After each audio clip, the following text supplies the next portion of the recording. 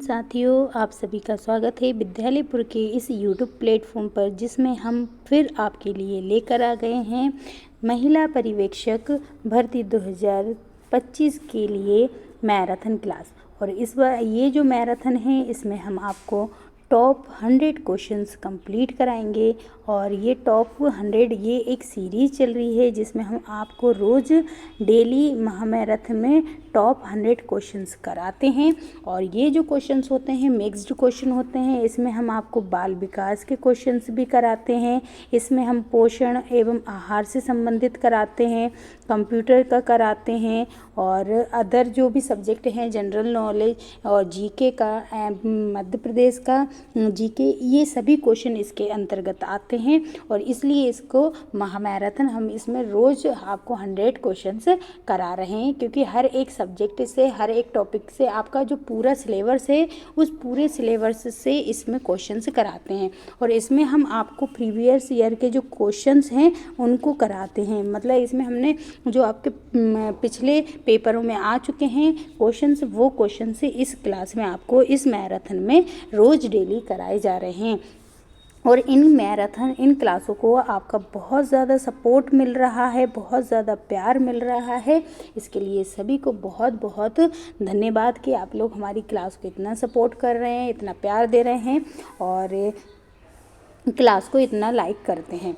और अगर इसकी पीडीएफ आपको चाहिए तो हमारी इस क्लास की जो पीडीएफ है वो हमारे टेलीग्राम चैनल पे आपको हम मिल जाती है। तो वहाँ से आप टेलीग्राम चैनल को ज्वाइन कर सकते हैं और वहाँ से आप यहाँ की इस क्लास की पूरी जो पीडीएफ्स होती हैं वो आप वहाँ से ले सकते हैं। चलिए अब हम हमारी क्लास को स्टार्ट कर देते हैं। लास्ट टाइम हमने जो क्वेश्चन किया था लास्ट में कंप्यूटर का, उसी के आगे अब आज फिर हम आपके लिए क्वेश्चन लेकर आएंगे। तो जो चल रहा है क्वेश्चन, उसी के आगे के क्वेश्चन हम आपको आज कराएंगे। चलिए तो क्लास हम स्टार्ट कर देते हैं। और क्लास स्टार्ट करें उससे पहले एक बार सभी लोग क्लास को शेयर कर दीजिए और क्लास को लाइक कर दीजिए।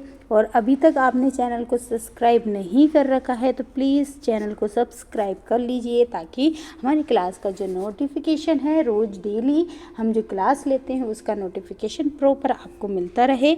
इसलिए आप क्लास को ज़्यादा से ज़्यादा शेयर करें और क्लास पूरी देखें। हर एक क्वेश्चन बहुत ज़्यादा इम्पोर्टेंट होता है। आपका कोई भी क्वेश्चन आपका एग्ज़ाम में ना रहे, इसलिए आप पूरी क्लास को देखें, प्रॉपर क्लास को, भले चाहे थोड़ा तेज करके देख लें, लेकिन पूरी क्लास को देखें। हर एक क्वेश्चन को सॉल्व करें और हर एक क्वेश्चन का आंसर आप कमेंट बॉक्स में ज़रूर हमें लिख कर बताएं कि आप क्या आंसर कर रहे हैं। और कमेंट बॉक्स में आंसर भी लिखिए, लास्ट में हमें बताइए भी आपके कितने क्वेश्चन सही हुए हैं, आपको हमारे क्वेश्चंस कैसे लगे, प्रॉपर आप सभी बताइएगा। चलिए अब हम कोई भी आपका टाइम नहीं लेते हैं। आई होप आपने क्लास को शेयर ज़रूर कर दिया होगा और क्लास को लाइक भी कर दिया होगा। हम इतना आप पे विश्वास कर सकते हैं। तो चलिए अब हमारी क्लास को हम स्टार्ट कर देते हैं।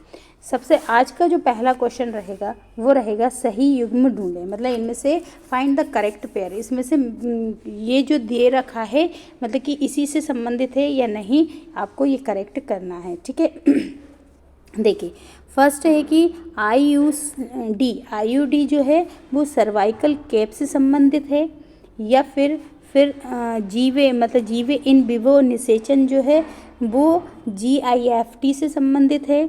और थर्ड है कि अंतराकोशिकीय शुक्राणु अंतःक्षेपण जो कि इंट्रासाइटोप्लाज्मिक स्पर्म इंजेक्शन जो होता है वो IUT का फुल फॉर्म है।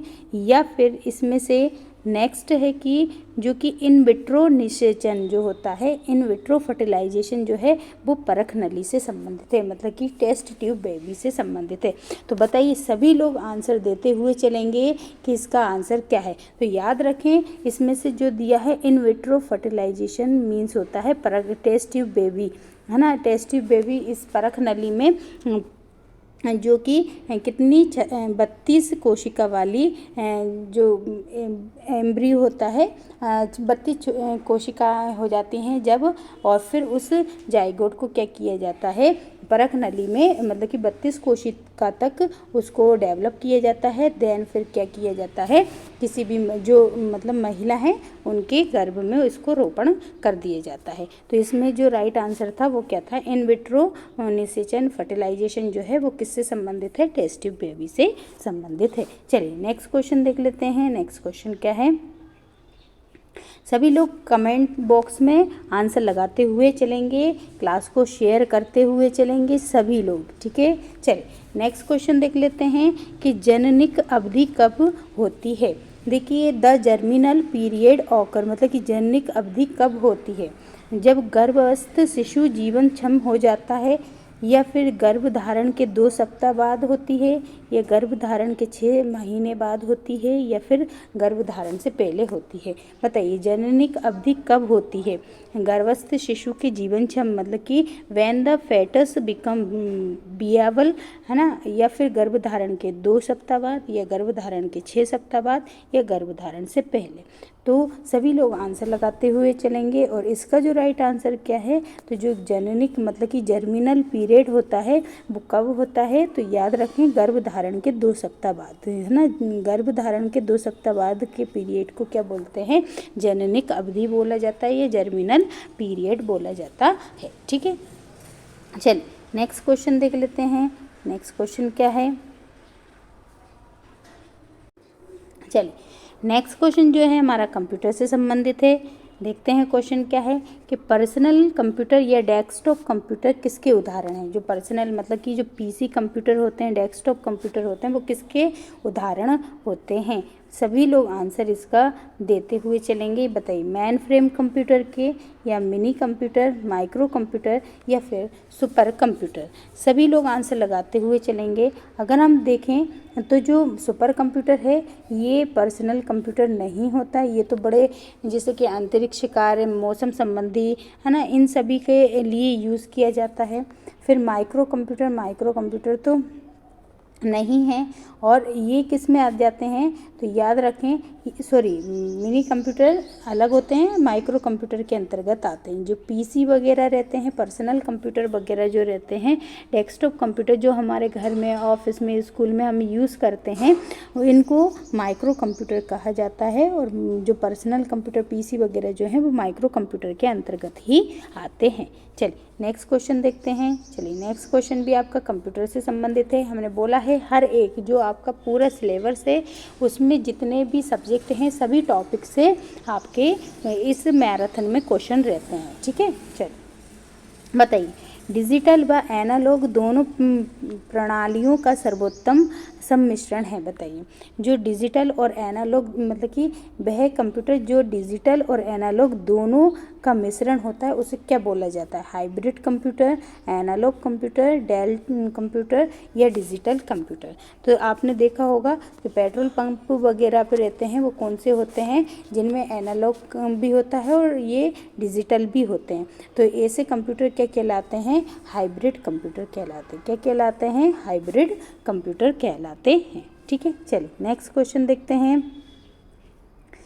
नेक्स्ट क्वेश्चन आ गया है। बताइए नेक्स्ट क्वेश्चन है प्रसव पूर्व विकास की अवधियों का सही क्रम चुनें। जो देखिए प्रसव से पूर्व जब मतलब कि डिलीवरी नहीं होती है उससे पहले, है ना, पीरियड ऑफ जो प्रेनेंटल डेवलपमेंट जो होता है, प्रीनेंटल, उसमें बताना है ना। प्रसव से पूर्व विकास की क्या क्या, एक गर्भस्थ शिशु के विकास की क्या क्या अवस्था होती हैं। बताइए सबसे पहले जननिक, फिर भ्रूण और गर्भज, या फिर पहले भ्रूण फिर गर्भज और फिर जननिक, या फिर पहले जननिक गर्भज और फिर भ्रूण, या फिर भ्रूण जननिक, या फिर गर्भज। बताइए सबसे सभी ने पढ़ा होगा, गर्भावस्था से संबंधित क्वेश्चन किए होंगे।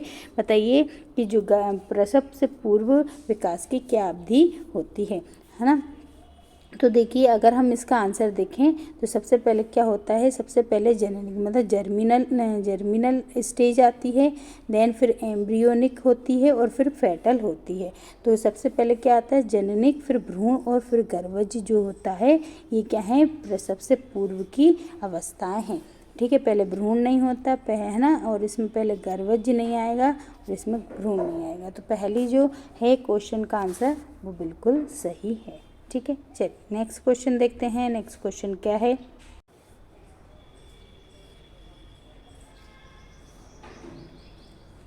चलिए नेक्स्ट क्वेश्चन है कि निम्न में से डिस्कॉइडल अपरा पाया जाता है। डिस्कॉइडल अपरा जो होता है वो पाया जाता है। विच of the following has discoidal placenta, मतलब जो डिस्कॉइडल प्लेसेंटा है वो किस में पाया जाता है। खरगोश में पाया जाता है, मतलब रैबिट में, या फिर हिरण में, या फिर भेड़ में, या फिर पिग मतलब सुअर में। बताइए किस में डिस्कॉइडल जो प्लेसेंटा होता है वो पाया जाता है। तो याद रखें ये किस में पाया जाता है। तो डिस्कॉइडल जो प्लेसेंटा है वो खरगोश में पाया जाता है। किस में पाया जाता है। रैबिट में पाया जाता है, खरगोश में पाया जाता है। ठीक है। चल नेक्स्ट क्वेश्चन देखते हैं। नेक्स्ट क्वेश्चन क्या है।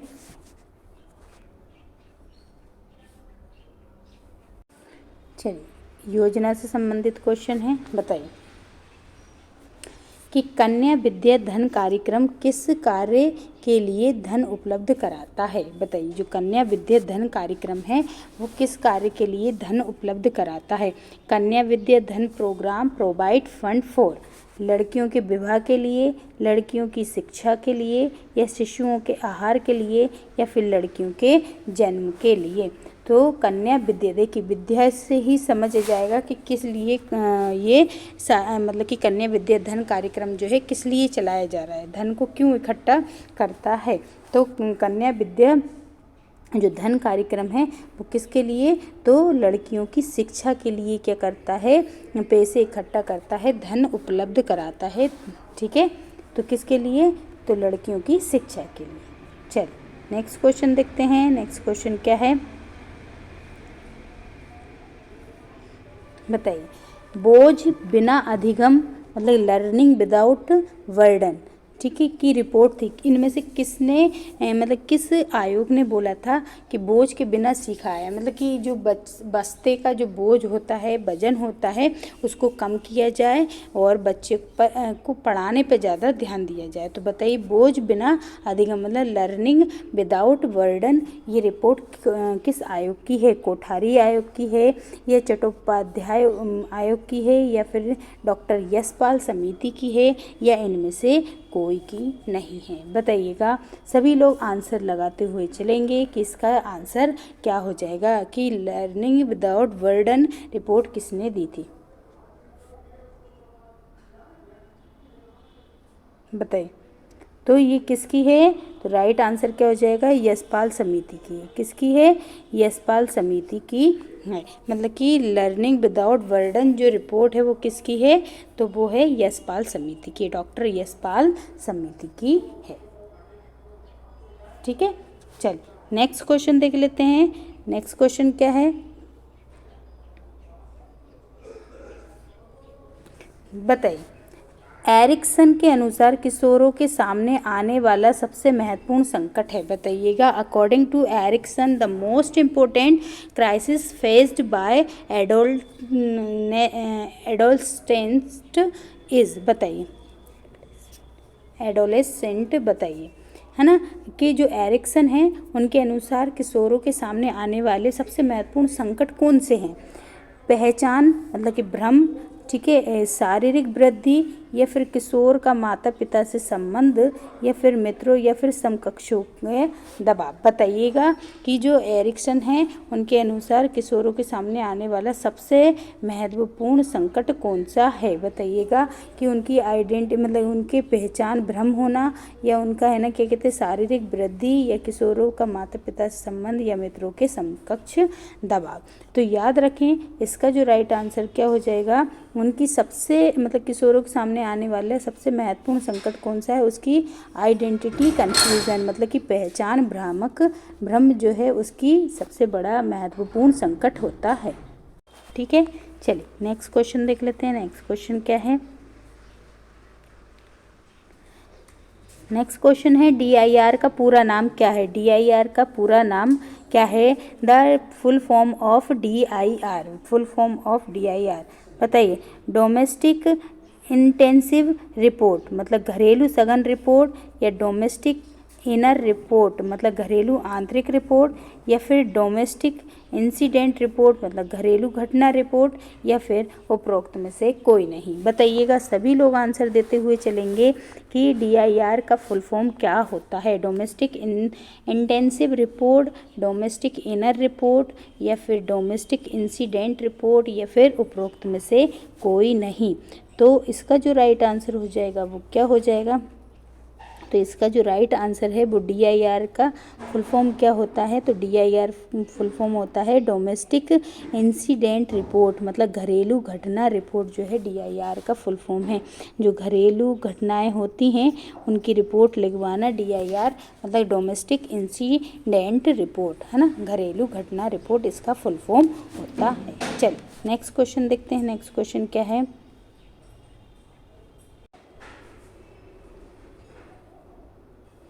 चलिए नेक्स्ट क्वेश्चन है, भारत में सर्वप्रथम पंचायती राज की शुरुआत किस वर्ष हुई थी? The first Panchayati Raj in India was introduced in the year. बताइए किस वर्ष में जो है पंचायती राज की शुरुआत हुई थी भारत में?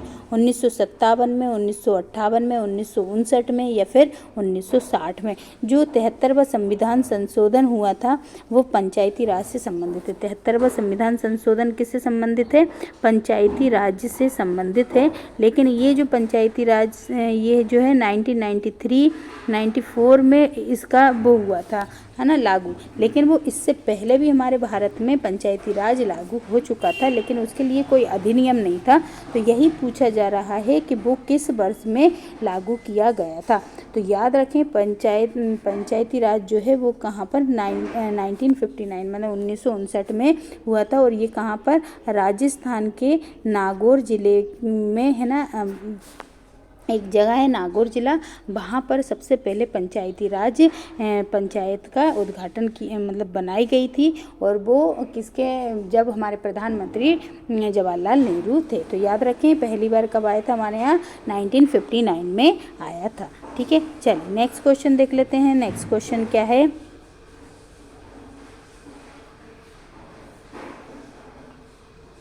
चलिए नेक्स्ट क्वेश्चन देख लेते हैं। नेक्स्ट क्वेश्चन है कि स्लाइड इसमें तैयार की जाती है। बताइए स्लाइड किस में तैयार? कंप्यूटर से संबंधित क्वेश्चन आ गया है। बताइएगा स्लाइड किस में तैयार की जाती है? जल्दी सभी लोग आंसर लगाते हुए चलेंगे और लिखेंगे कि स्लाइड किस में तैयार की जाती है।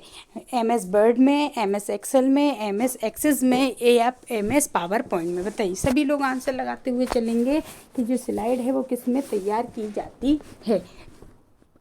MS स्लाइड किस में? तो याद रखें कल हमने बताया था आपको जो वर्कबुक थी है ना, वो किस में की जा रही थी? तो वर्कबुक जो है वो MS एक्सेल में की जाती थी। लेकिन जो स्लाइड जो है वो किस में की जाती हैं? पावर पॉइंट में तैयार की जाती हैं। कहाँ पर? पावर पॉइंट में तैयार की जाती हैं स्लाइड वगैरह, जिसमें हम पिक्चर भी लगाते हैं। और जो हम ये जो पढ़ाते हैं ये इस टाइप की जो स्लाइड हैं वो किस पे बनाई जाती हैं? तो वो MS पावर पॉइंट पर बनाई जाती हैं। ठीक है, चलिए नेक्स्ट क्वेश्चन देखते हैं। नेक्स्ट क्वेश्चन क्या है?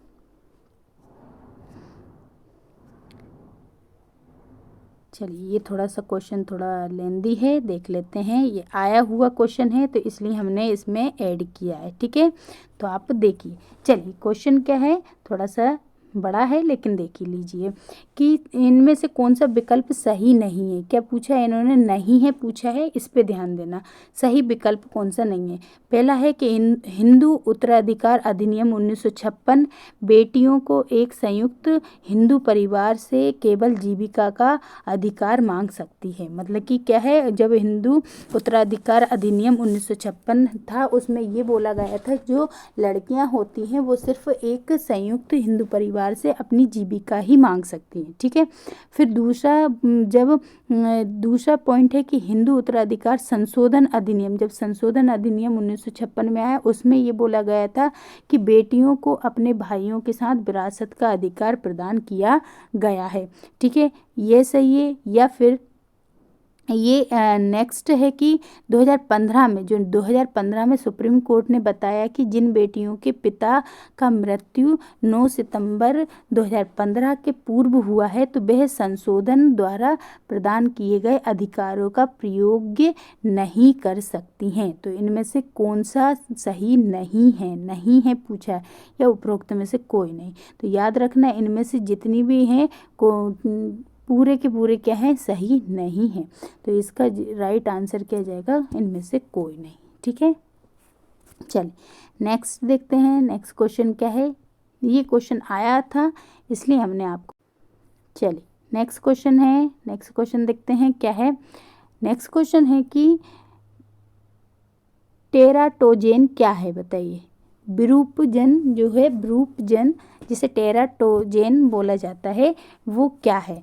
प्रसव पूर्व गतिविधि की एक माप विधि है टेराटोजेन, या फिर गर्भनाल के माध्यम से संचारित हुए हानिकारक पदार्थों के कारण उत्पन्न हुई कोई शारीरिक विकृति है, या फिर भ्रूण की एक परत को टेराटोजेन बोलते हैं, या फिर कोई एजेंट जो कोई जन्मजात दोष उत्पन्न कर सकता है तथा व्यवहार अथवा संज्ञान संबंधी परिणामों पर नकारात्मक प्रभाव डाल सकता है। बताइए, सभी लोग आंसर देंगे कि टेराटोजेन क्या है।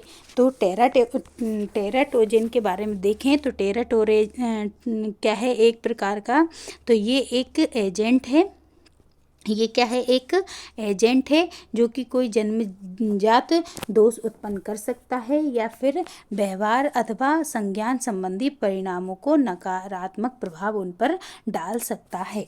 ठीक है, चलिए नेक्स्ट क्वेश्चन देखते हैं। और नेक्स्ट क्वेश्चन से पहले जल्दी से क्लास को आप सभी लोग शेयर करते हुए चलें, लाइक करते हुए चलें, और चैनल को अगर सब्सक्राइब नहीं कर रखा है तो चैनल को सब्सक्राइब भी कर लीजिएगा। ठीक है, चलिए नेक्स्ट क्वेश्चन देखते हैं। नेक्स्ट क्वेश्चन क्या है, अब देखिए, अब आपका आ गया है थोड़ा सा क्वेश्चन।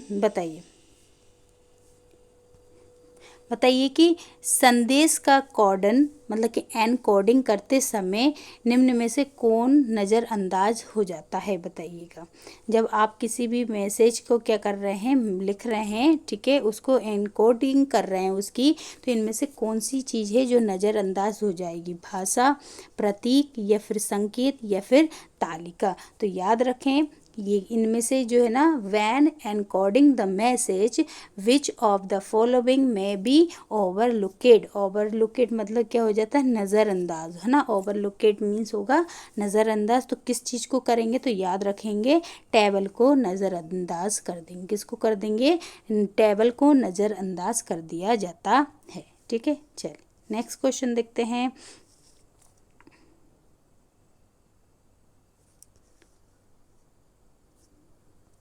नेक्स्ट क्वेश्चन है कि इनमें से कौन सा सिद्धांत इस विचार का समर्थन करता है कि समाज को सुचारू ढंग से चलाने के लिए साझा संस्कृति होनी आवश्यक है। बताइए, इनमें से कौन सा सिद्धांत है जो इस विचार का समर्थन करेगा कि समाज को सुचारू रूप से चलाने के लिए साझा संस्कृति होना आवश्यक है। ये किसने कहा, मार्क्स ने, या मीड ने, वेबर ने, या फिर दुर्खैम ने। बताइएगा, इनमें से किसका ये सिद्धांत है कि समाज को सुचारू रूप से अगर चलाना है तो चलाने के लिए साझा संस्कृति होना आवश्यक है। तो ये किसका सिद्धांत है, तो ये सिद्धांत है दुर्खैम का, है ना। ये किसका है, दुर्खैम जो है इनका सिद्धांत है। इन्होंने बोला कि अगर समाज को चलाओ तो उसके साथ साथ आपको समाज के साथ साथ उसकी संस्कृति, इन दोनों की संस्कृति को भी क्या करना पड़ेगा, साझा करना होगा। ठीक है, चलिए नेक्स्ट देखते हैं। नेक्स्ट क्वेश्चन क्या है। नेक्स्ट क्वेश्चन है कि इनमें से कौन समुदाय और समाज के बीच के अंतर का घटक होता है। बताइए, इनमें से कौन एक है जो समुदाय और समाज के बीच के अंतर का घटक होगा। विच of the following is the element of difference between community and society. बताइए, इनमें से कौन है जो कि समुदाय और समाज के बीच का अंतर होगा। निश्चित स्थानीय स्थल, या फिर व्यक्तियों का समूह, या फिर रुचियों में समानता, या एक इकाई होने की भावना। बताइएगा कि इनमें से कौन एक जो है समुदाय और समाज के बीच अंतर का घटक होगा। सभी लोग आंसर को लगाते हुए चलेंगे, क्लास को शेयर करते हुए भी चलेंगे। तो राइट आंसर इसका क्या हो जाएगा? राइट आंसर क्या है? एक जो निश्चित स्थानीयता या फिर स्थल, जो निश्चित मतलब कि डेफिनाइट जो लोकेलिटी होती है, वही एक क्या बता पाएगी? किसी चीज़ का समुदाय या फिर समाज के बीच के अंतर का महत्व, मतलब कि सबसे ज़्यादा महत्वपूर्ण घटक होता है अंतर का। ठीक है, चलिए नेक्स्ट क्वेश्चन क्या है? नेक्स्ट क्वेश्चन देखते हैं। नेक्स्ट क्वेश्चन है कि समाज शास्त्र में भूमिका की अवधारणा का अर्थ किसे कहते हैं? किससे है बताइए। जो समाज शास्त्र है, मतलब कि the concept of role in sociology refer to, मतलब कि जो समाज शास्त्र में जो भूमिका वर्ड जो है, इसकी अवधारणा का मेन अर्थ क्या होता है बताइए। कि व्यक्ति का पद या फिर स्थिति संबंधी पहलू, दूसरा है व्यक्ति का स्थैतिक पहलू या फिर हैसियत का व्यवहार संबंधी घटक, या फिर व्यवहार का मानकीय पहलू। बताइएगा कि समाज शास्त्र में जो भूमिका शब्द दिया गया है उसका मतलब क्या है। तो याद रखें, जो समाज शास्त्र में जो भूमिका शब्द है उसका मतलब होता है हैसियत का व्यवहार संबंधी घटक, है ना। जो भूमिका है, भूमिका की जिसकी हैसियत होगी वो उसी तरीके से क्या करेगा? व्यवहार करेगा। ये समाजशास्त्र के अंतर्गत भूमिका का मतलब कि अवधारणा है। ठीक है, चलिए नेक्स्ट क्वेश्चन देख लेते हैं। नेक्स्ट क्वेश्चन क्या है? समाजशास्त्र से संबंधित कि समाजशास्त्र का अध्ययन है। बताइए, समाजशास्त्र में हम किसका अध्ययन करते हैं? Sociology is the study of, बताइए सोशियोलॉजी में किसका अध्ययन किया जाता है? सामाजिक राजनीतिक संस्थाओं का, या फिर राजनीतिक तंत्र का, या मानव व्यवहार का, या फिर समाज का। ये तो आंसर बहुत ही ज़्यादा इजी हो गया है आप लोगों के लिए कि समाजशास्त्र का अध्ययन जो है, समाजशास्त्र में किस चीज़ का अध्ययन किया जाएगा। तो याद रखें, समाजशास्त्र में जो अध्ययन होगा वो किसका होगा? तो हमारी सोसाइटी का, मतलब हमारी समाज का ही तो अध्ययन किया जाता है। ठीक है, चलिए नेक्स्ट क्वेश्चन देख लेते हैं। नेक्स्ट क्वेश्चन क्या है? नेक्स्ट क्वेश्चन है कि मिशिगन नेतृत्व के अध्ययन की किस पद्धति पर आधारित है? जो मिशिगन के नेतृत्व अध्ययन जो है, वो नेतृत्व के अध्ययन की किस पद्धति पर आधारित है? लक्षण पद्धति पर, रवैये पद्धति पर, या व्यवहार पद्धति पर, या फिर परिस्थिति जन्य पद्धति पर। बताइए, सभी लोग आंसर बताएंगे कि Michigan leadership study are based on the following approach of the study of leadership. बताइए, ट्रेट, अप्रोच, एटीट्यूड, या फिर बिहेवियर, या फिर सिचुएशनल। तो याद रखें कि ये किस पे संबंधित? मिशिगन नेतृत्व अध्ययन जो है किस पर संबंधित है? व्यवहार पद्धति पर से संबंधित है ना, उस पर आधारित है। मिशिगन नेतृत्व अध्ययन जो है किस पर? व्यवहार पद्धति पर आधारित है। ठीक है, चलिए नेक्स्ट क्वेश्चन देखते हैं। नेक्स्ट क्वेश्चन है कि सामाजिक बीमा में शामिल है। बताइए, सोशल इंश्योरेंस इंक्लूड, मतलब कि सामाजिक बीमा में क्या शामिल है? पेंशन, या फिर बेरोजगारी मतलब अनएम्प्लॉयमेंट, या फिर अशक्तता भत्ता मतलब कि डिसेबिलिटी जो अलाउंसनेस, या फिर ऑल ऑफ दिस। बताइए, सभी लोग आंसर को लगाते हुए चलेंगे, सभी लोग आंसर को लगाते हुए चलेंगे कि बताएंगे कि जो सामाजिक बीमा में शामिल है। बताइए, सामाजिक बीमा में शामिल है, क्या शामिल है? सामाजिक बीमा में क्या शामिल है? ठीक है, पेंशन, या फिर बेरोजगारी, या फिर अशक्तता भत्ता, या फिर उपरोक्त सभी। तो याद रखें, सामाजिक बीमा में सभी शामिल हैं, ये सभी चीज़ें होती हैं ना। पेंशन भी आएगा, बेरोजगारी भी आएगी, और डिसेबिलिटी अलाउंस भी आएगा। ठीक है, चलिए नेक्स्ट क्वेश्चन देखते हैं। नेक्स्ट क्वेश्चन क्या है?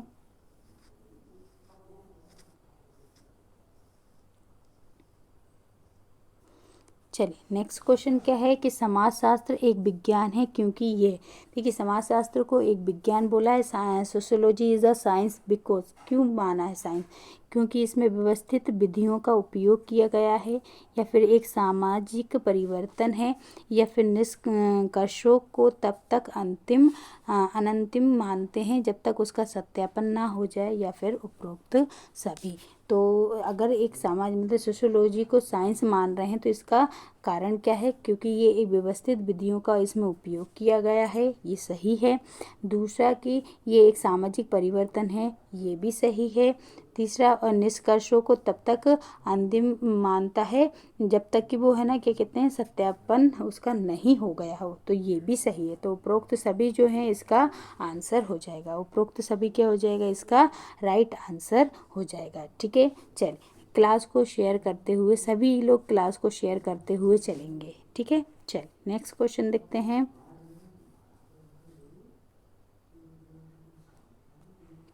बताइए इनमें से कौन संचार का एक परिप्रेक्ष्य नहीं है। संचार का, विच of the following is not a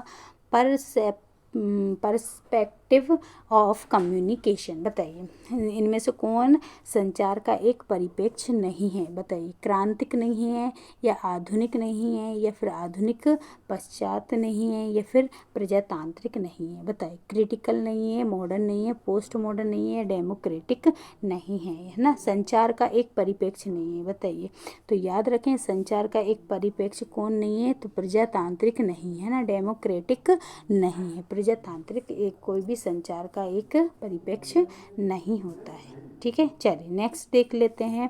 next question क्या है, नेक्स्ट क्वेश्चन क्या है कि समाज के लिए भाषा महत्वपूर्ण है क्योंकि, समाज के लिए भाषा महत्वपूर्ण है क्यों। Language is important to society because. बताइए कि ये सामाजिक संपर्क आसान बनाती इसलिए महत्वपूर्ण है, या फिर इनमें मनुष्य को असभ्य मनुष्य से उठाकर नेक मनुष्य बनाती है इसलिए ये महत्वपूर्ण है, या फिर समाज को ये समाज का एक आविष्कार है।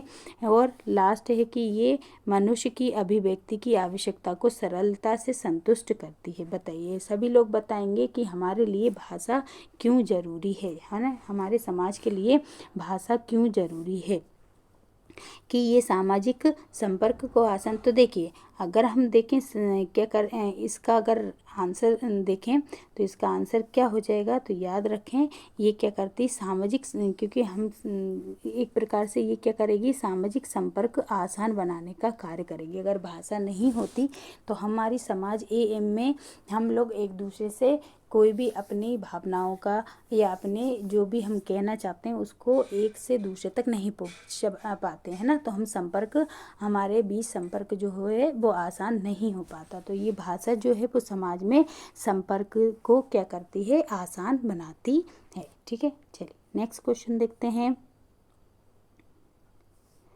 नेक्स्ट क्वेश्चन है कि आईसीटी का पूरा नाम क्या है। बताइए आईसीटी का पूरा नाम क्या है, फुल फॉर्म।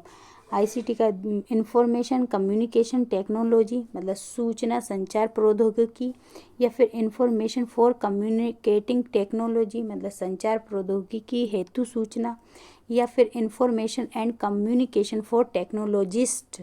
ठीक है, या फिर इंफॉर्मेशन ऑफ कम्युनिकेशन टेक्नोलॉजी। बताइए सभी लोग आंसर लगाते हुए चलेंगे कि आईसीटी जो है उसका फुल फॉर्म क्या है। तो याद रखें इसका फुल फॉर्म क्या है, इंफॉर्मेशन कम्युनिकेशन टेक्नोलॉजी। क्या है, इंफॉर्मेशन कम्युनिकेशन टेक्नोलॉजी, सूचना संचार प्रौद्योगिकी। क्या बोला जाता है इसको, सूचना संचार प्रौद्योगिकी कहा जाता है। ठीक है, चलिए नेक्स्ट क्वेश्चन देखते हैं।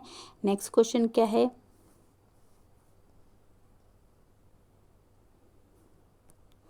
नेक्स्ट क्वेश्चन आता है कि भारत में सामाजिक नीति का पर आधारित कल्याण कार्यक्रम नीचे बताए गए में से एक क्षेत्र में प्रदान नहीं किए जाते। देखिए कहने का मतलब है कि भारत में जो सामाजिक नीति पर आधारित जो कल्याण कार्यक्रम है इनमें से किस क्षेत्र में वो प्रदान नहीं किए जाते। स्वास्थ्य के क्षेत्र में, मनोरंजन के क्षेत्र में, रोजगार के क्षेत्र में, या फिर शिक्षा के क्षेत्र में।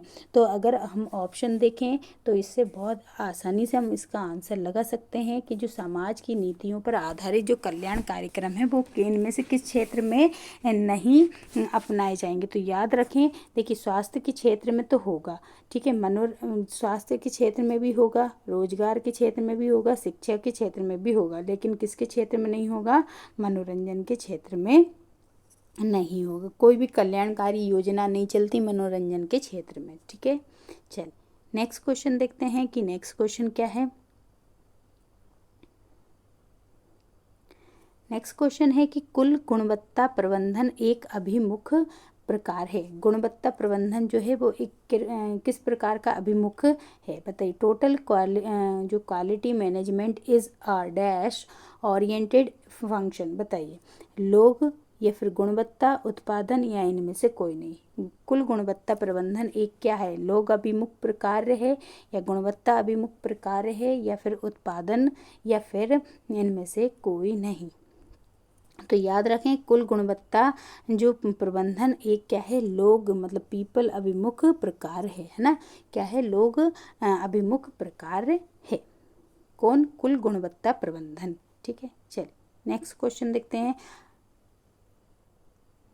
नेक्स्ट क्वेश्चन है कि इनमें से कौन शाब्दिक मौखिक संचार का एक उदाहरण नहीं है? विच of the following is not an example of verbal communication. बताइए। वर्बल कम्युनिकेशन मतलब जो शाब्दिक या फिर मौखिक संचार का उदाहरण नहीं है।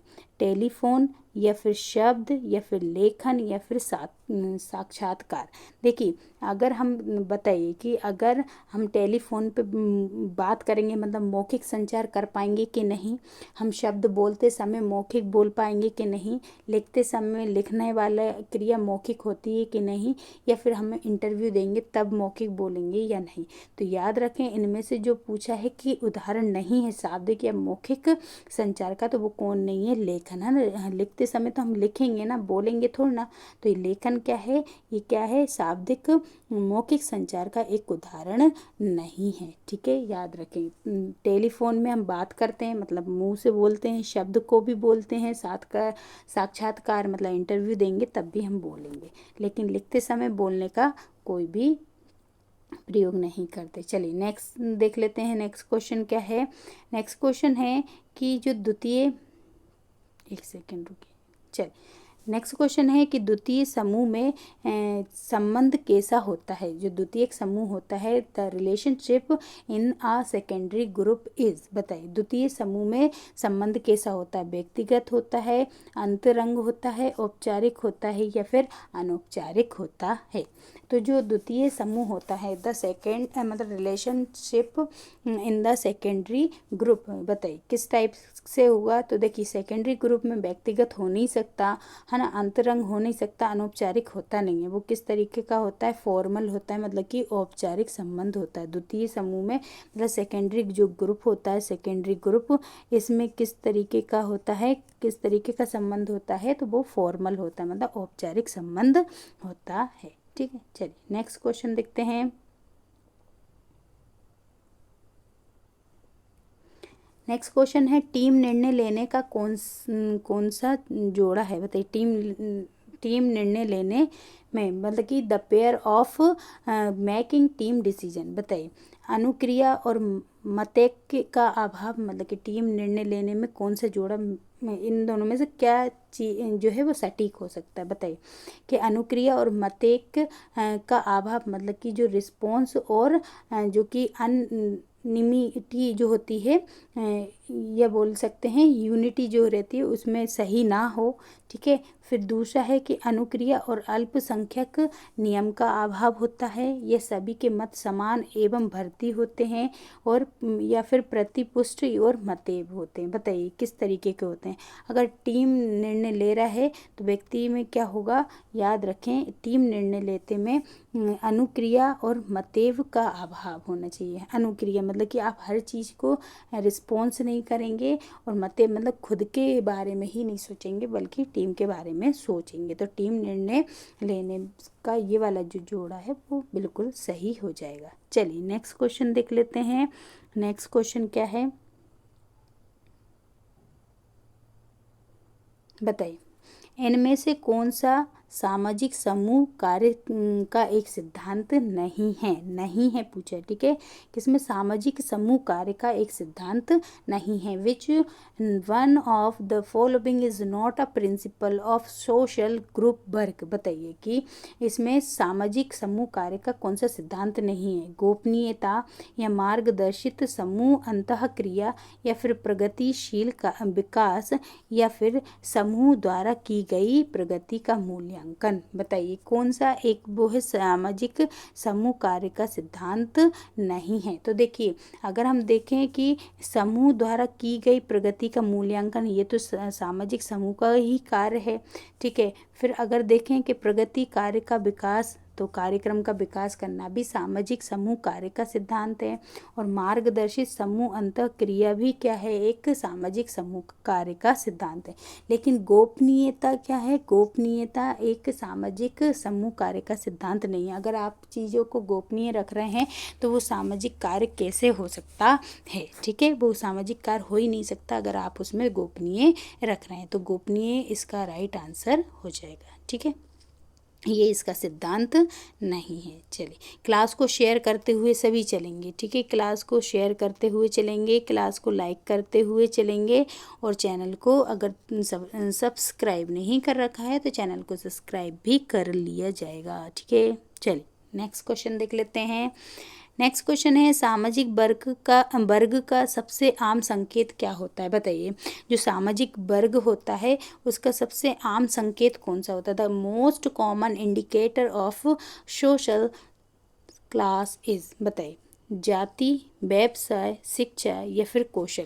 अगर किसी भी सामाजिक वर्ग का आपको है ना क्या कहते हैं, सामाजिक वर्ग में भेद बताना है या फिर उसका आपको बताना है कि ये कौन सा वर्ग है, ये कौन सा, तो इसका आम संकेत कौन सा हो सकता है। उसकी जाति या फिर उसका व्यवसाय या उसकी शिक्षा या फिर उसका कौशल।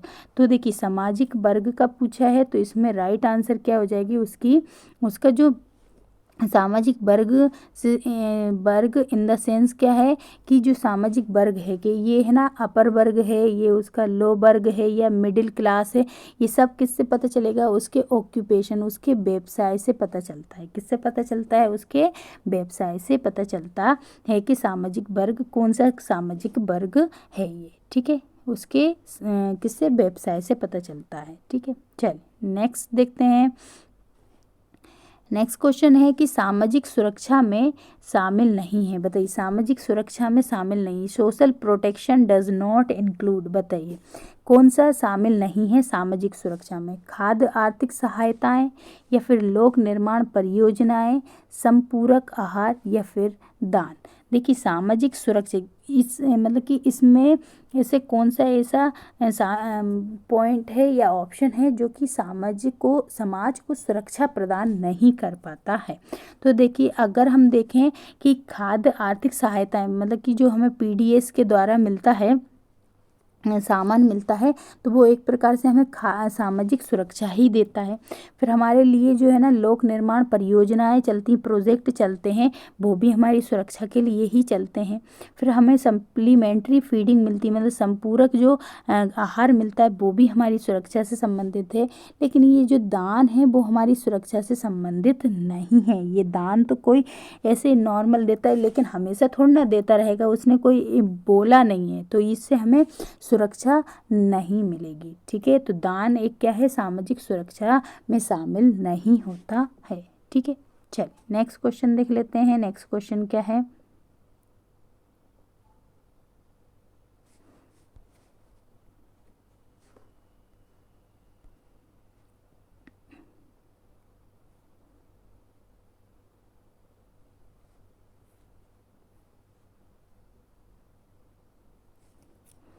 चलिए बताइए। नेक्स्ट क्वेश्चन है कि केंद्रीय समाज कल्याण बोर्ड की स्थापना कब की गई थी, बताइए। केंद्रीय समाज कल्याण बोर्ड की स्थापना कब की गई, 1980 में, 1970 में, 1950 में या फिर 1953 में, बताइए। सभी लोग आंसर देंगे कि केंद्रीय समाज कल्याण बोर्ड की स्थापना कब हुई थी। The central social welfare board was established in the year, बताइए किस ईयर में हुई थी, 1980, 1970, 1950 या 1953। तो याद रखें ये कब हुई थी, 1953 में इसकी स्थापना की गई थी। कब की गई थी, 1953 में इसकी स्थापना की गई थी। ठीक है, चलिए नेक्स्ट देखते हैं। नेक्स्ट क्वेश्चन क्या है। नेक्स्ट क्वेश्चन है, इसमें आज समाज से संबंधित जो आपका मैनेजमेंट है इसके क्वेश्चन भी बहुत सारे लिए हैं, ताकि आपका पिछली क्लास में हमने मैनेजमेंट से कम क्वेश्चन रखे थे, लेकिन इस बार हमने रखे हैं ताकि आपका मैनेजमेंट भी कंप्लीट हो सके। चलिए बताइए कि सामाजिक सेवाओं में शामिल नहीं हैं। बताइए सामाजिक सेवाओं में शामिल कौन नहीं है। Social service will not include असुरक्षित समूह का संरक्षण, या फिर अपेक्षाकृत कमजोर तबके का संरक्षण, धनवानों का संरक्षण, या जरूरतमंदों का संरक्षण। तो देखिए समाज की सेवा में क्या शामिल नहीं। देखिए असुरक्षित समूह का संरक्षण तो शामिल है, ठीक है, अपेक्षाकृत कमजोर तबके का संरक्षण भी शामिल है, और ज़रूरतमंदों का संरक्षण भी शामिल है। लेकिन क्या शामिल नहीं है, तो धनवानों का संरक्षण, है ना, जो केयर ऑफ एफ्लुएंट जो होते हैं, धनवान जो होते हैं, उनका संरक्षण करना किसी भी सामाजिक सेवाओं से में सम्मिलित नहीं होता है। ठीक है, चलिए नेक्स्ट क्वेश्चन देखते हैं कि नेक्स्ट क्वेश्चन क्या है।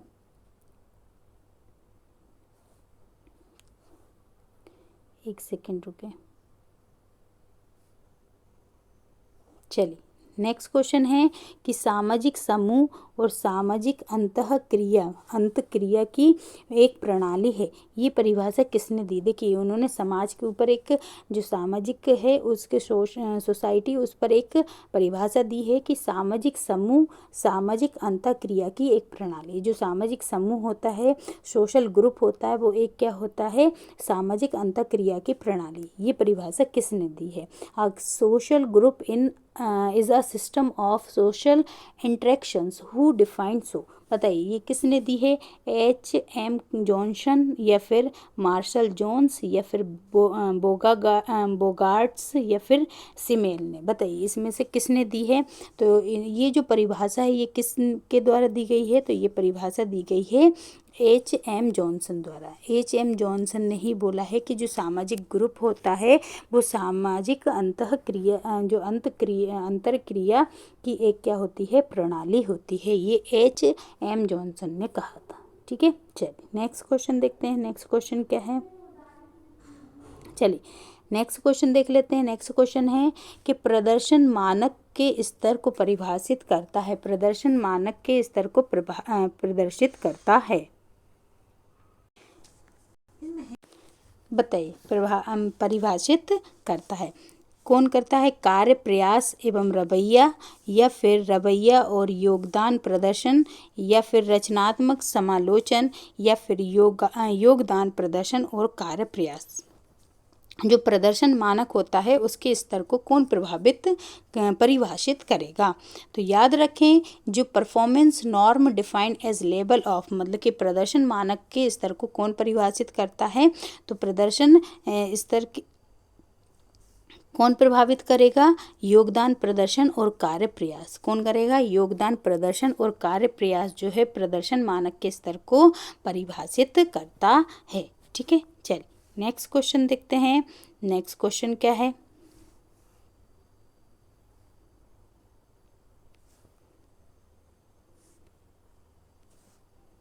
चलिए नेक्स्ट क्वेश्चन देखते हैं। नेक्स्ट क्वेश्चन क्या है,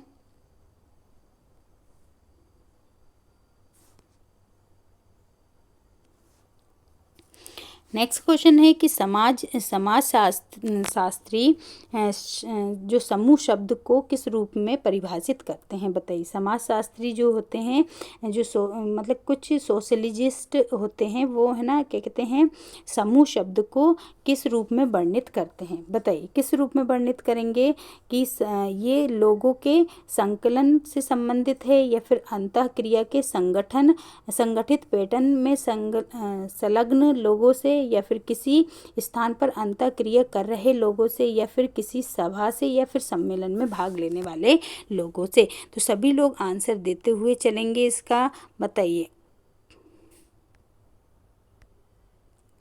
सभी लोग आंसर देते हुए चलेंगे कि एक जो सोशलिस्ट होते हैं मतलब समाजशास्त्री जो होते हैं वो समूह शब्द को किस रूप में वर्णित करते हैं। समूह शब्द का पूछ रहा है, समूह शब्द को किस रूप में वर्णित करते हैं।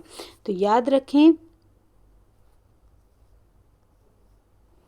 किस रूप में परिवार करते हैं, तो किस रूप में करेंगे, आंसर इसका क्या हो जाएगा।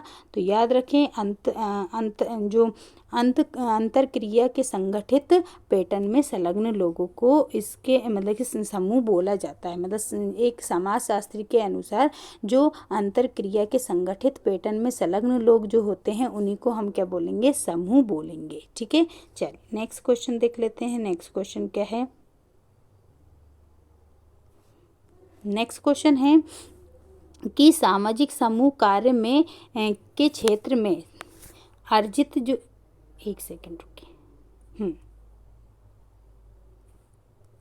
बताइए कि सामाजिक समूह कार्य क्षेत्र में कार्य अर्जित करने में सहयोग करता है, कौन करता है, ज्ञान, कौशल, रवैया या उपरोक्त सभी। बताइएगा कि समूह जो, एक सेकंड रुकिए, चलिए बताइए कि इसका राइट आंसर क्या हो जाएगा कि सामाजिक समूह कार्य क्षेत्र में कार्य अर्जित करने में सहयोग कौन होता है, ज्ञान, कौशल, रवैया या फिर उपरोक्त सभी। तो याद रखें जो सामाजिक समूह में कार्य में जो कार्य के क्षेत्र में अगर हमें कार्य अर्जित कराता है तो वो हमारा क्या कराएगा, ज्ञान भी कराएगा, हमारे पास नॉलेज भी होना चाहिए, हमारे पास उसका स्किल्स भी होनी चाहिए मतलब कौशल भी होना चाहिए, और हमारा एटीट्यूड मतलब जो रवैया है वो भी अच्छा होना चाहिए। तो ये सभी गुण होते हैं जो हमें किसी सामाजिक समूह कार्य में क्या कराते हैं, कार्य अर्जित कराते हैं। ठीक है, चलिए नेक्स्ट क्वेश्चन देखते हैं। नेक्स्ट क्वेश्चन क्या है, नेक्स्ट क्वेश्चन है कि डैश के बीच संचार की क्षैतिज प्रणाली संचालित होती है। बताइए किस में है ना, क्या कहते हैं, इनमें से किसके बीच जो है संचार की क्षैतिज प्रणाली संचालित होगी, उपयोग में ली जाएगी। Horizontal system of communication take place between और अमंग। बताइए किसमें, समान लोगों में या फिर वरिष्ठ अधिकारी और अधीनस्थों में या फिर केवल अधीनस्थों में या केवल वरिष्ठ अधिकारियों में। बताइए किन लोगों में जो है हॉरिजॉन्टल मतलब क्षैतिज प्रणाली संचालित होती है। तो इसका जो राइट आंसर हो जाएगा वो क्या हो जाएगा, जो समान लोग होते हैं, इक्वल लोग होते हैं, उनमें किस प्रकार के उनके बीच जो संचार की किस प्रकार की प्रणाली संचालित होगी, तो वो क्षैतिज प्रणाली संचालित होगी जब दो इक्वल व्यक्ति हों तो उसके बीच। ठीक है, चलिए नेक्स्ट क्वेश्चन देखते हैं। नेक्स्ट क्वेश्चन क्या हो जाता है, नेक्स्ट क्वेश्चन है कि इनमें से कौन प्रबंधक की 4 महत्वपूर्ण भूमिका में से एक नहीं है। प्रबंधक की 4 जो मेन प्रबंधक की 4 महत्वपूर्ण भूमिका होती हैं और इनमें से एक जो है वो नहीं होगी। बताइए कौन सी नहीं होगी, सुपरवाइज़र मतलब पर्यवेक्षक या फिर सुकारक मतलब फैसिलिटेटर या फिर आंतरिक प्रशिक्षक या फिर बाह्य प्रशिक्षक। बताइए इनमें से कौन जो है वो प्रबंधक की 4 महत्वपूर्ण भूमिका में से एक नहीं है। तो देखिए जो पर्यवेक्षक होता है, सुपरवाइज़र होता है, वो प्रबंधक की 4 जो भूमिकाएं होती हैं उनमें से एक होती है। फैसिलिटेटर जो होता है ये भी है एक भूमिका, आंतरिक परीक्षक होता है ये भी है, लेकिन बाह्य परीक्षक जो है ये इसकी क्या नहीं है, इसकी भूमिका नहीं है। ठीक है, तो इसका राइट आंसर क्या हो जाएगा, डी। चलिए नेक्स्ट क्वेश्चन देखते हैं। नेक्स्ट क्वेश्चन क्या है, नेक्स्ट क्वेश्चन है जब एक समाज के सामाजिक लक्षण दूसरे समाज में तेजी से जाते हैं इस प्रक्रिया को क्या बोलते हैं। जब एक समाज के जो सामाजिक लक्षण हैं वो दूसरी समाज में तेजी से जाते हैं तो इस प्रक्रिया को क्या बोलेंगे। When culture trait spread from one society to another the process is called. बताइए इस तरीके की प्रोसेस को हम क्या बोलेंगे, आत्मसात्कार या स्वांगीकरण, एसिमिलेशन बोलेंगे या विसरण बोलेंगे या फिर अनेकवाद या बहुलवाद बोलेंगे या फिर मूल्यांकन कहा जाएगा। तो देखिए, जब एक समाज के सामाजिक लक्षण और दूसरे समाज में तेजी से जाते हैं तो इस प्रक्रिया को हम क्या बोलते हैं? इस प्रक्रिया को बोलते हैं आत्मसातकार या फिर स्वांगीकरण, या इसको इंग्लिश में एसिमिलेशन कहा जाता है। एसिमिलेशन मीन्स एक सामाजिक लक्षण समूह के लक्षण दूसरी समाज में क्या होता है? तेजी से जाने को हम क्या बोलेंगे? एसिमिलेशन कहा जाता है। ठीक है, चलिए क्लास को सभी लोग शेयर करते हुए चलेंगे। ठीक है, क्लास को आप बोलने की वो ना रखना। ठीक है, आप बिना बोले भी आप क्लास को शेयर करते रहें। ठीक है, क्लास को लाइक करते रहें और चैनल को अभी तक सब्सक्राइब नहीं कर रखा है तो चैनल को सब्सक्राइब भी कर लें। ठीक है, चलिए नेक्स्ट क्वेश्चन देखते हैं। नेक्स्ट क्वेश्चन क्या है? नेक्स्ट क्वेश्चन है द सोशियोलॉजिकल इमेजिनेशन नामक पुस्तक किसने लिखी है? बताइए, द सोशियोलॉजिकल इमेजिनेशन नामक पुस्तक किसकी है? पार्सन्स की, ब्रूअर की, या फिर एलियट की, या फिर राइट मिल्स की? बताइए किसकी बुक है? ये बुक से संबंधित क्वेश्चन है कि द सोशियोलॉजिकल इमेजिनेशन नामक बुक किसकी है? पार्सन्स की, ब्रूअर की, एलियट की, या फिर राइट मिल की? तो ये जो बुक है वो किसकी है? राइट मिल्स की है। किसकी है? राइट मिल्स की बुक है। क्या नाम है इसका? The sociological imagination. The sociological imagination किसकी है? राइट मिल्स की बुक है। चलिए नेक्स्ट क्वेश्चन देखते हैं। नेक्स्ट क्वेश्चन क्या है? सामाजिक अधिकारों में शामिल नहीं होंगे। सामाजिक अधिकारों में इनमें से क्या शामिल नहीं होंगे? बच्चे, श्रमिक या मजदूर, महिलाओं के अधिकार, या राजनीतिक तबके का संरक्षण। अगर समाज के अधिकारों से संबंधित पूछा है इसमें कि समाज के अधिकारों में क्या चीज़ शामिल नहीं होगी, तो उसमें बच्चे भी शामिल होंगे। ठीक है, और उसमें जो लेबर होती है, श्रमिक होते हैं, मजदूर होते हैं, वो भी शामिल होते हैं। महिलाओं के अधिकार भी शामिल होते हैं। लेकिन राजनीतिक तबके के जो का संरक्षण जो है इसमें शामिल नहीं होता है। तो इसमें शामिल कौन नहीं होता है? केयर फॉर पॉलिटिकल सेक्शन, है ना, इनका संरक्षण शामिल नहीं होगा। चलिए नेक्स्ट क्वेश्चन देखते हैं। नेक्स्ट क्वेश्चन क्या है? 1 सेकेंड रुके। नेक्स्ट क्वेश्चन देखते हैं। नेक्स्ट क्वेश्चन है कि बच्चों के लिए निःशुल्क और अनिवार्य शिक्षा का अधिकार अधिनियम किस वर्ष में लागू हुआ था? The right of children's to free and the compulsory education act was the enacted in the year. बताइए निःशुल्क और अनिवार्य शिक्षा का अधिकार किस वर्ष में लागू हुआ? 1980 में, 1990 में, 2009 में, या फिर 2014 में? तो ये जो अधिकार है, ये अधिनियम जो है ये कब लागू किया गया था? तो 2009 में लागू किया गया था। कब किया गया था? 2009 में लागू किया गया था। इसके अंतर्गत बच्चों को क्या निःशुल्क शिक्षा दी जाती थी और अनिवार्य शिक्षा का अधिकार, मतलब कि शिक्षा जो है 6 से लेके 14 साल तक के जो बच्चे हैं उनको शिक्षा देना जरूरी, कंपलसरी कर दिया था। ठीक है, 2009 में। चलिए नेक्स्ट क्वेश्चन देखते हैं। नेक्स्ट क्वेश्चन है कि जो शिक्षार्थी, लक्ष्य और हस्तक्षेप करने वाली रुकावट के बीच आकस्मिक संबंध बोध है, ये क्या कहलाएगा? मतलब जो शिक्षार्थी होते हैं, लक्ष्य और हस्तक्षेप करने वाली जो रुकावट के बीच आकस्मिक संबंध बोध कहलाता है। क्या कहलाता है? अनुकरण कहलाता है, अंतर्दृष्टि कहलाता है, हस्तक्षेप कहलाता है, या फिर यंत्रीकरण कहलाता है। Sudden perceptions of relationship between the learner and goal and the इंटरवर्निंग जो ऑब्स्टेकल्स होते हैं इनके बारे में बताया गया है। तो याद रखें इन सब को क्या बोला जाता है? इनसाइड, मतलब कि ये कैसे होते हैं? अंतर्दृष्टि होते हैं। कैसे होते हैं? अंतर्दृष्टि मतलब शिक्षार्थी, लक्ष्य और हस्तक्षेप के में जो रुकावट, मतलब हस्तक्षेप करने वाली जो रुकावट के बीच अंतर संबंध को हम अंतर्दृष्टि कहते हैं। ठीक है, चलिए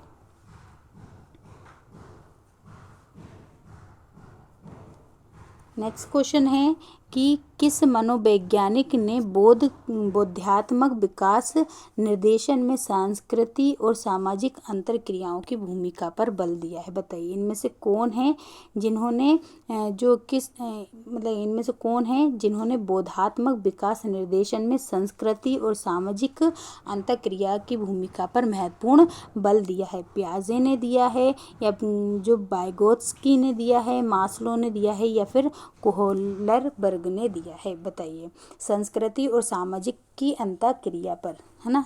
बस इतना इसमें से मेन ये है कि इन्होंने विकास के निर्देशन में किसका सामाजिक, 1 सेकेंड रुकिए, किसका सामाजिक और संस्कृति की अंतःक्रिया पर महत्वपूर्ण कि भूमिका पर बल दिया है। तो याद रखें किसने दिया है? वाइगोत्स्की ने। किसने? वाइगोत्स्की इसका राइट आंसर हो जाएगा। चलिए नेक्स्ट क्वेश्चन देख लेते हैं। क्लास को शेयर करते हुए सभी लोग चलेंगे, ठीक है। क्लास को लाइक भी कर देंगे। नेक्स्ट क्वेश्चन देखते हैं। नेक्स्ट क्वेश्चन है, बताइए निम्न में से कौन विकास अवधि की विशिष्टता ये है कि स्कूल हेतु तैयारी कौशल विकसित होते हैं और अधिकांश खाली समय मित्रों के साथ खेलने में व्यतीत करते हैं? बताइएगा कि ये कौन सी अवस्था होगी, कौन सी अवधि होगी जिस अवधि में स्कूल की तैयारी कौशल विकसित होते, इसमें स्कूल की जो स्कूल हेतु तैयारी कौशल विकसित होते हैं और अधिकांश खाली समय में मित्रों के साथ खेलने में व्यतीत करते हैं? बताइए। शैशव अवस्था में, या आरंभिक अवस्था, बाल अवस्था में, मध्य बाल अवस्था में, या फिर उत्तर बाल अवस्था में? तो याद रखें जो आरंभिक बाल अवस्था होती है वो 3 से लेके 6 वर्ष तक की होती है और इसी बीच में क्या करते हैं बच्चे अधिकांश खाली समय में अपने मित्रों के साथ खेलना पसंद करते हैं। तो इसका राइट आंसर क्या हो जाएगा? आरंभिक बाल्य अवस्था, ठीक है। चलिए नेक्स्ट क्वेश्चन देखते हैं। नेक्स्ट क्वेश्चन क्या है? नेक्स्ट क्वेश्चन है ICDS जो है ICDS के अंतर्गत पोषण एवं स्वास्थ्य शिक्षा प्रदान की जाती है। जो ICDS है ये जो समेकित जो बाल विकास जो स्कीम होती है, ये जो योजना है, इसके अंतर्गत जो पोषण और स्वास्थ्य शिक्षा प्रदान की जाती किस आयु वर्ग के? 3 से लेकर 6 वर्ष के आयु समूह के बच्चों के लिए, या फिर बेरोजगारों के लिए, या 15 से 45 वर्ष की आयु की महिलाओं के लिए, सभी पुरुषों के लिए? तो देखिए ये किसके लिए होती है? तो याद रखें आप, ये 3 से जो 15 से लेके और जो 45 वर्ष की आयु वाली जो महिलाएं होती हैं उनके लिए ICDS के अंतर्गत पोषण एवं स्वास्थ्य शिक्षा प्रदान की जाती है। कौन सा? पोषण एवं स्वास्थ्य शिक्षा प्रदान की जाती है किसके अंतर्गत, किस एज में? तो 15 से लेके 45 वर्ष आयु समूह की जो महिलाएं हैं उनके लिए दी जाती है। किसके अंतर्गत? ICDS स्कीम के अंतर्गत, ठीक है। चल नेक्स्ट क्वेश्चन देखते हैं। नेक्स्ट क्वेश्चन है कि निम्न में से कौन अंतःस्रावी ग्रंथि द्वारा स्रावित शक्तिशाली रासायनिक पदार्थ है जो रुधिर प्रवाह द्वारा शरीर में परिवहन किया जाता है? बताइए इनमें से कौन सा एक अंतःस्रावी ग्रंथि द्वारा स्रावित शक्तिशाली रसायन पदार्थ है जो कि रुधिर प्रवाह द्वारा क्या करता है? पूरे शरीर में परिवहन किया जाता है। तो किसका? जीन का, या गुणसूत्र का, या हार्मोन का, या फिर DNA का? तो याद रखें जो अंतःस्रावी ग्रंथियां हैं वो किसका स्त्रावरण करती हैं? तो वो हार्मोन का स्त्रावरण करती हैं। किसका करती हैं? हार्मोन का स्त्रावरण करती हैं। कौन? अंतःस्रावी ग्रंथियां, ठीक है। और बाह्यस्रावी ग्रंथियां जो है वो एंजाइम्स का करती हैं, जबकि अंतःस्रावी ग्रंथियां किसका स्त्रावरण करती हैं? हार्मोन का स्त्रावरण करती हैं। जैसे पीयूष ग्रंथि, थायराइड ग्रंथि, है ना, ये सब कौन से हैं? थाइमस ग्रंथि और एड्रीनल ग्रंथि, ये सब ग्रंथियां कौन सी ग्रंथि के अंतर्गत आती हैं? तो अंतःस्रावी ग्रंथि के अंतर्गत आती हैं। चलिए नेक्स्ट क्वेश्चन देखते हैं। नेक्स्ट क्वेश्चन क्या है कि जो बाल अधिकार संधि पत्र में उल्लेखित 4 प्रमुख क्षेत्र में निम्न अधिकार शामिल हैं। देखिए, बाल अधिकार संधि पत्र में 4 प्रमुख क्षेत्र शामिल हैं और वो कौन कौन से अधिकार हैं बताइए। उत्तरजीविता, कौन कौन से? उत्तरजीविता, विकास, संरक्षण और सहभागिता, ये 4 शामिल हैं। या उत्तरजीविता, जीविता, या फिर मनोरंजन, या फिर है ना संरक्षण और देखभाल शामिल है। या फिर उत्तरजीविता, देखभाल, पालन पोषण और प्रेम शामिल है। या उत्तरजीविता, देखभाल, संरक्षण और खेल शामिल है। बताइए, बाल अधिकार संधि पत्र में 4 क्षेत्र शामिल हैं और वो 4 क्षेत्र कौन कौन से हैं? तो राइट आंसर क्या हो जाएगा इसका राइट आंसर क्या है? फर्स्ट इसका राइट आंसर हो जाएगा। तो कौन कौन से शामिल हैं? तो कौन कौन से क्षेत्र? सबसे पहले उत्तरजीविता मतलब सर्वाइवल, ठीक है। दूसरा विकास मतलब डेवलपमेंट। थर्ड है संरक्षण मतलब प्रोटेक्शन। और फिर आ जाता है पार्टिसिपेशन मतलब सहभागिता। ये 4 क्षेत्र जो हैं बाल अधिकार संधि पत्र में शामिल हैं, ठीक है। चलिए नेक्स्ट क्वेश्चन देखते हैं। नेक्स्ट क्वेश्चन क्या है?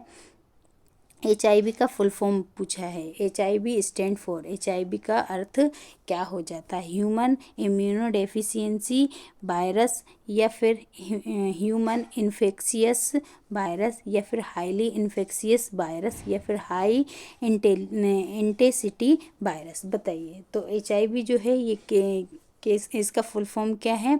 तो HIV का फुल फॉर्म है ह्यूमन इम्यूनोडेफिशिएंसी वायरस होता है। और इस वायरस के कारण कौन सा रोग हो जाता है, कौन सी बीमारी होती है? तो एड्स बीमारी होती है। कौन सी बीमारी होती है? एड्स होती है। किसके कारण? HIV के कारण, जिसका full form human immunodeficiency virus है, ठीक है। चलिए नेक्स्ट क्वेश्चन देखते हैं। नेक्स्ट क्वेश्चन क्या है?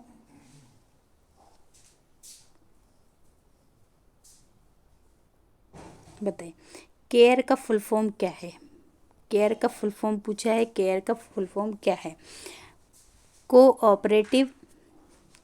Cooperative of always rendering in emergencies, या फिर cooperative for assistant and relief everywhere, या फिर consulting agency for relief everywhere, या फिर जो consulting agency for recreation and to everyone. बताइए, इनमें से कौन सा जो है वो केयर का फुल फॉर्म है?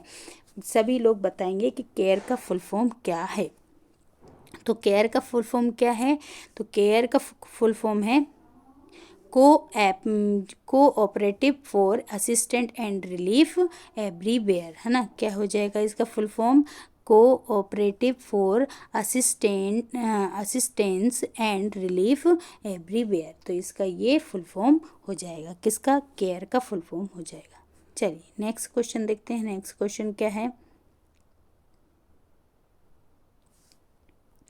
नेक्स्ट क्वेश्चन है कि प्रतिवर्त, प्राथमिक, द्वितीयक और तृतीयक वृत्तीय प्रतिक्रियाएं और आरंभिक प्रतिनिधित्व विचार पियाजे के किस सिद्धांत के चरण हैं? बताइएगा कि reflex, primary, secondary, tertiary circular reaction, है ना। प्रतिवर्त, प्राथमिक, द्वितीयक और तृतीयक वृत्तीय प्रतिक्रियाएं और आरंभिक प्रतिनिधित्व विचार, ये सब पियाजे के किस सिद्धांत के चरण हैं? ज्ञानेंद्रिय संवेदी प्रेरक सिद्धांत के चरण हैं, या पूर्व संक्रियात्मक के हैं, मूर्त संक्रियात्मक के हैं, या फिर औपचारिक संक्रियात्मक के हैं? तो ये सारे जो चरण हैं वो किसके हैं?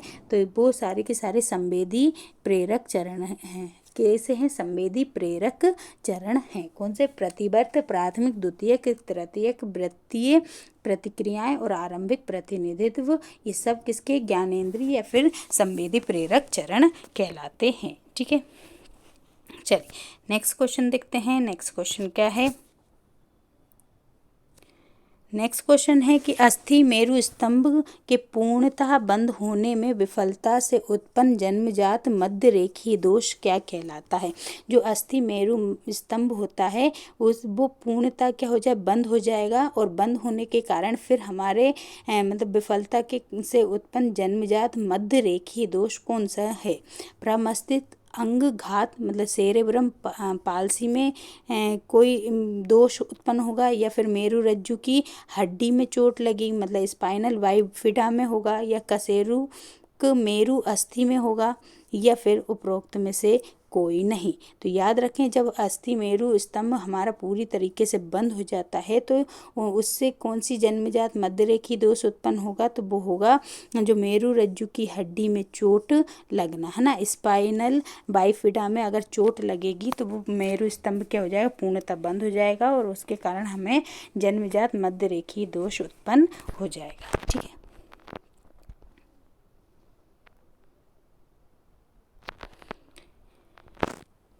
नेक्स्ट क्वेश्चन है कि muscular dystrophy, arthritis, club foot, cleft palate आदि किसके उदाहरण हैं? बताइए। तंत्रिकीय असमर्थता के, दृष्टि संबंधी असमर्थता के, या पेशीय कंकालीय असमर्थता के, या फिर श्रवण एवं वाक के असमर्थता के? मस्कुलर डिस्ट्रोफी, अर्थराइटिस और जो क्लब फुट और जो क्लेट पैलेट हैं, ये सभी किससे संबंधित असमर्थताएं हैं? तो ये सारी की सारी किससे संबंधित हैं? तो हमारे पेशीय, है ना, जो हमारी पेशी होती हैं, मसल्स होती हैं, स्केलेटन जो कंडीशन होती है, इन सभी की असमर्थताएं होती हैं। कौन कौन सी? मस्कुलर डिस्ट्रॉफी, अर्थराइटिस, ठीक है, क्लब फुट और क्लेट पैलेट, ठीक है, ये सभी। चलिए नेक्स्ट क्वेश्चन देख लेते हैं। बताइए। स्कूल पूर्व शिक्षा के 3 आर का अर्थ है। जो प्री स्कूल में जो 3 आर जो है उसका क्या इसका मतलब फुल फॉर्म क्या रहेगा? 3 आर का फुल फॉर्म क्या रहेगा, है ना। स्कूल पूर्व शिक्षा के जो 3 आर हैं उसका अर्थ क्या होगा? पढ़ना, लिखना या गणित, मतलब कि रीडिंग, राइटिंग या फिर अर्थमेटिक, या फिर रीडिंग, रेक्सिटेशन और रिएक्शन मतलब पढ़ना, दोहराना और प्रतिक्रिया, या फिर रीडिंग, रेसिंग और रेस्टिंग मतलब कि पढ़ना, दौड़ना और विश्राम करना, या रीडिंग, रेसिटेशन और रिक्रिएशन मतलब कि पढ़ना, दोहराना और मनोरंजन। बताइएगा स्कूल पूर्व शिक्षा के 3 आर का अर्थ क्या होगा? तो याद रखें इसका क्या होगा? रीडिंग, फिर राइटिंग और फिर अर्थमेटिक मतलब पहले पढ़ना, फिर लिखना और फिर गणित, है ना। ये 3 आर का मतलब होता है। ठीक है। चल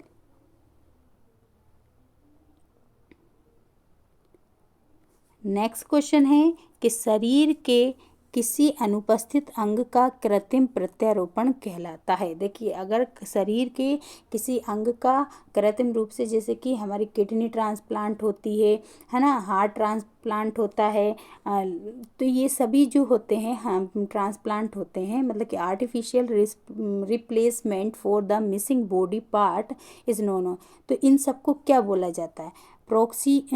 जो प्रोस्थीसिस बोला जाएगा, या आर्थोसिस बोला जाएगा, या अनुकूलन युक्ति बोला जाएगा, या इनमें से कोई नहीं। बताइए। जब शरीर में किसी अनुपस्थित अंग को इसमें क्या किया जाता है? अनुपस्थित है वो अंग, फिर उसमें कृत्रिम प्रत्यारोपण कर दिया जाता है। जैसे हमारा किसी का पैर नहीं होता है तो नकली पैर लगा दिया जाता है, नकली हाथ लगा दिया जाता है। उस सबको क्या बोला जाता है? तो उन सबको क्या बोलते हैं? प्रोस्थेसिस बोलते हैं। क्या बोलते हैं? प्रोस्थेसिस बोला जाता है। क्या बोला जाता है? प्रोस्थेसिस कहा जाता है। ठीक है। चलिए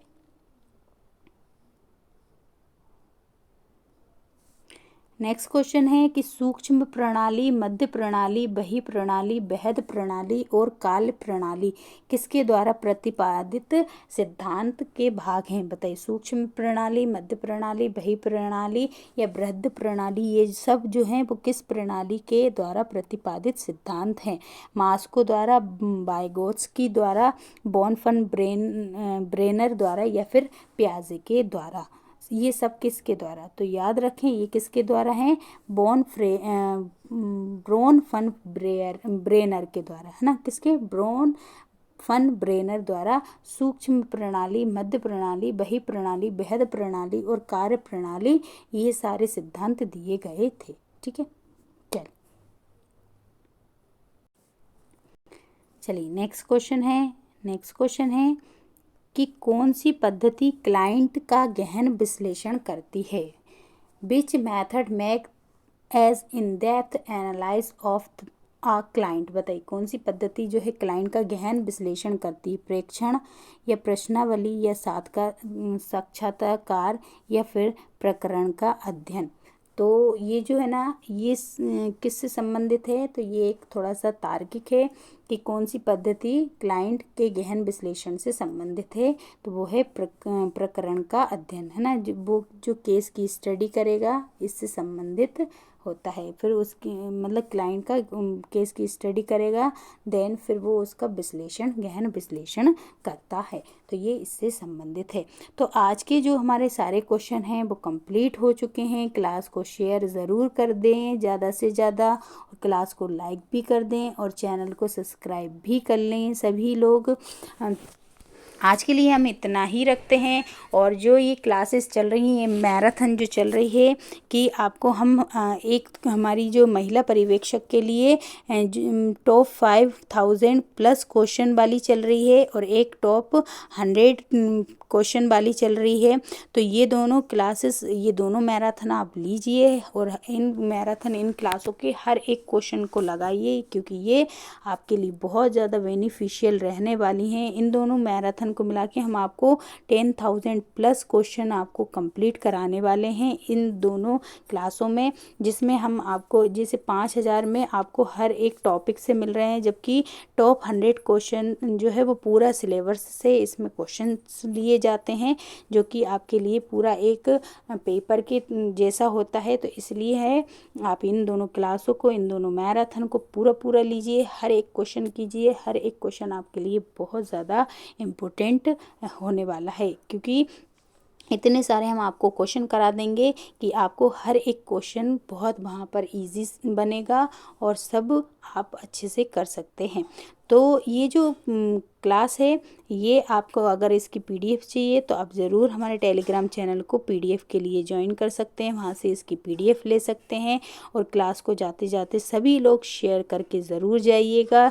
कमेंट बॉक्स में आंसर लिखिएगा और कमेंट बॉक्स में लिखकर बताइएगा कि आज की मैराथन कैसी लगी, क्वेश्चन कैसे लगे, और क्लास को जाते समय लाइक करके जाइएगा, चैनल को सब्सक्राइब कर लीजिएगा। तो आज के इसलिए सिर्फ इतना ही रखते हैं, फिर मिलेंगे अगले क्वेश्चंस में अगली मैराथन के साथ। तब तक के लिए सभी को जय हिंद साथियों।